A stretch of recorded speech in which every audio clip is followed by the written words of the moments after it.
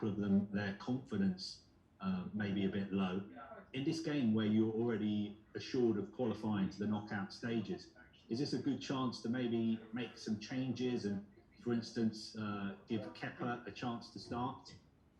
Yeah, it is. It is. The decisions are not made yet because we just had training and another good training, and we had a bit of an acute overload, also due to injuries, also due to the schedule, but the schedule is the schedule. We can handle this, the player can handle it, but due to our injuries on some positions, like in central midfield, where we struggle, or like when we have guys out like Trevor, we struggle a little bit in defense and have some overloaded players. But the game tomorrow, isolated, is not the problem in terms of being overloaded. It's more the game that comes up on a Saturday again, because we played on Saturday the early match against West Ham.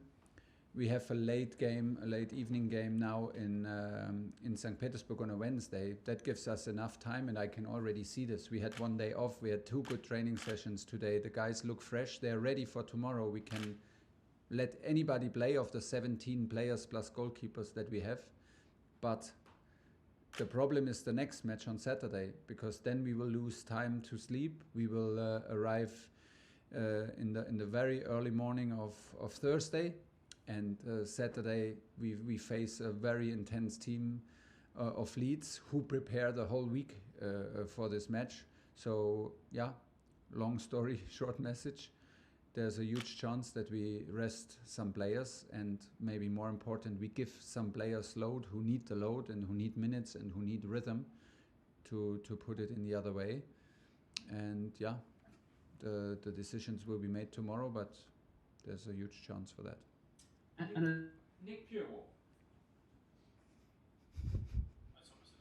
Obviously not worried by form, which is understandable, because you know, you've obviously got it's always going to be that way throughout a season. But is it you know, can it be exciting for coaching staff and a group of players when, if there is something to get your teeth into to sort out? Is that the kind of best way to look at it? Yeah.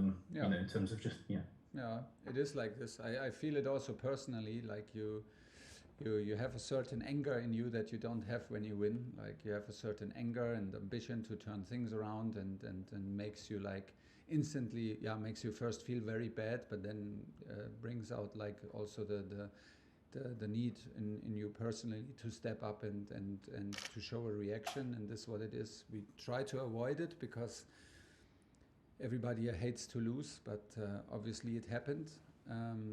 But like I said, straight after the game, and when we analyze the data, we analyze the performance, we watch the games again, I don't think it's necessary to ask the big questions, but we need to step up in details and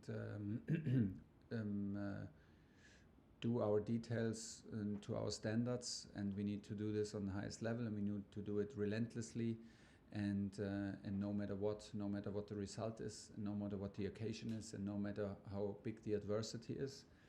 And we have some space where we can improve in the details, but it's not about the big picture in the moment. James Robson.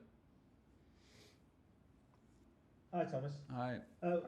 We've always thought about N'Golo in this country as almost like Superman. I think Pogba once said he's only got 3 lungs, something like that. Do we now have to accept, though, that he is human? You know, he's getting older.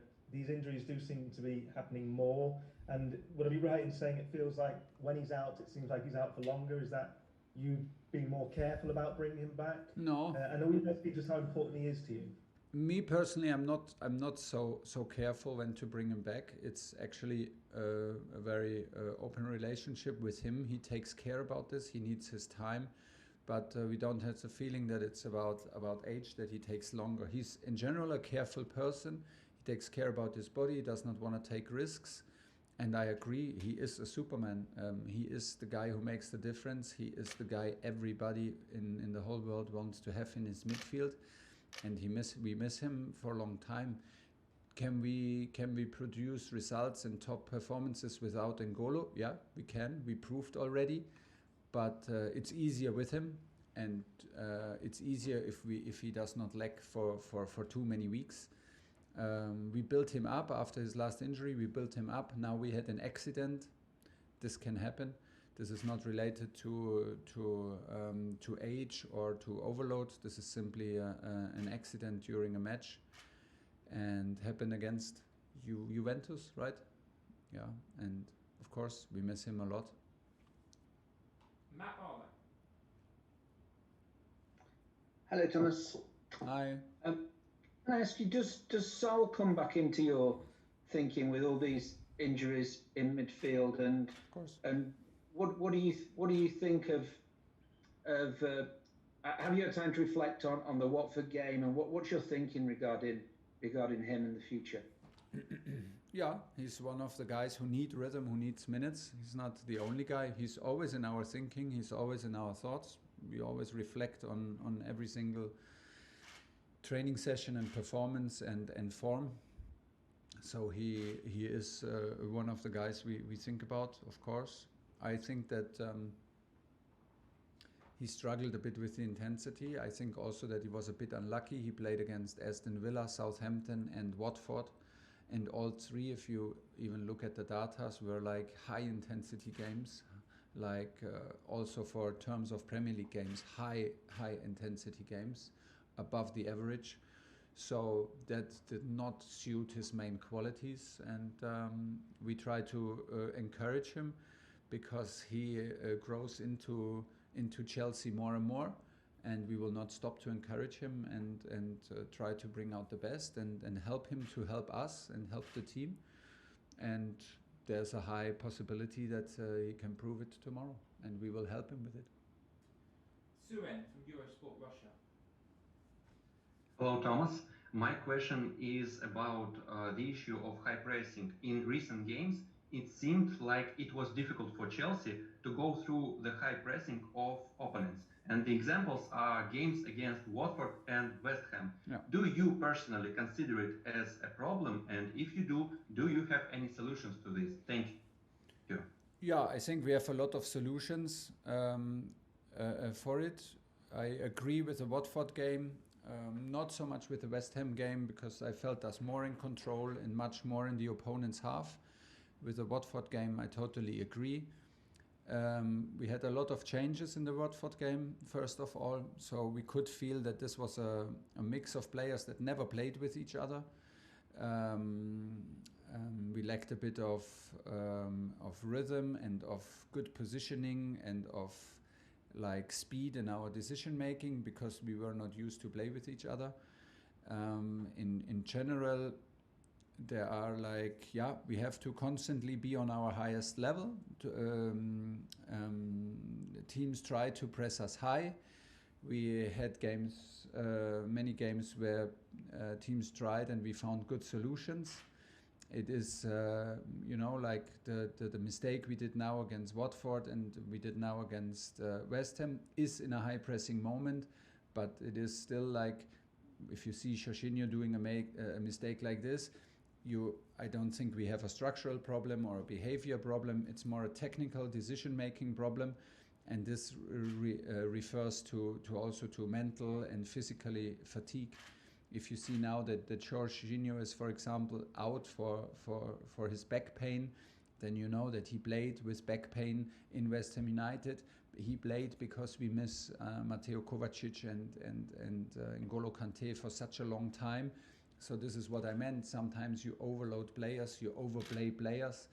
And especially with Jorginho, he comes from a Euros, he comes from Champions League, he comes straight away with no preseason into Super Cup final. We knew this, that in some weeks he will face this, like maybe a dip of freshness, a dip of form, and exactly in this moment where it happens, absolutely natural, like our two main other midfielders are like out for injury. So this is maybe where also like our problems refer to, and yeah, but still we can do better. We still can improve in the details, also in every aspect of the game, and of course also in the build-up of our own half. Okay, we've got time for two more. Matt Law and Alex Howe to finish. Matt Law. Hi, Thomas. Hi. I noticed that Mateo Kovacic still wasn't back training today. I just wondered why he's still missing, and do you have any time scale on when he might be back yet? You know, we have bad news because Matteo was in training yesterday with a big smile, and it was a pure pleasure to have him back. And he got tested positive today for Corona, so he's isolating and quarantining and out for another several days, which is a huge setback for him personally and for all of us. And do you, just to follow up on that then, I mean, I've also been covering a story today that Spurs have had a big corona outbreak that's threatening their fixtures, and obviously the country, there's a big worry about the infection rate and the new variant. Is it a worry for you as a manager at the moment that this is going to become a more pressing issue over these next few months again? Yeah, I was aware of it, that this can happen, me personally, and I'm absolutely not happy that it's happening, not only as a manager but as a person. But this is what reality is at the moment, and we have to face it and to be ready to adapt, to secure health and do the best thing possible to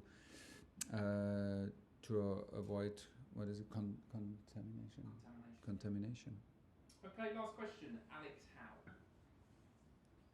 Hi Thomas, just kind of off the back of that, how testing is it for you to deal with these high pressure games, not have much time, and then also the issues with injuries you pick up, and COVID, does it affect what you'd like to do with the team? Yes and no. Yes, injuries, of course, because it's not only that one player is missing, it has an effect on other players maybe playing more, maybe sometimes in an acute overload. No, because we can handle a schedule like this, but it's a huge difference in the detail. Like to have 3 games in a week or 2 games every week is not the problem, but it's a huge difference, like I said before, if you play from Saturday to Wednesday, and then if you play a home game, let's say tomorrow, and have a Saturday game, it changes your lineup, because you absolutely can be sure that everybody recovers. If you know that we have a long trip, we sit in the bus, we sit in the plane, we have time difference, and we will arrive in late at night in the early morning of Thursday. The lineup affects automatically your lineup for Saturday if the players played before this match very much. So yeah, but this is actually daily business, and what we wished for was like more opportunities to switch players, to rest players, to have more opportunities to change on certain positions, and then it gets a bit uncomfortable when you have key players out for too long. Yeah, this is what we do, but this is what we do also on a daily basis, and even if we are very likely to have some changes tomorrow, we will prepare the team to win this game, and we will arrive with the will to win this game, nothing else, and we will push forward and stay positive and not let our mood be affected by circumstances that we unfortunately cannot influence.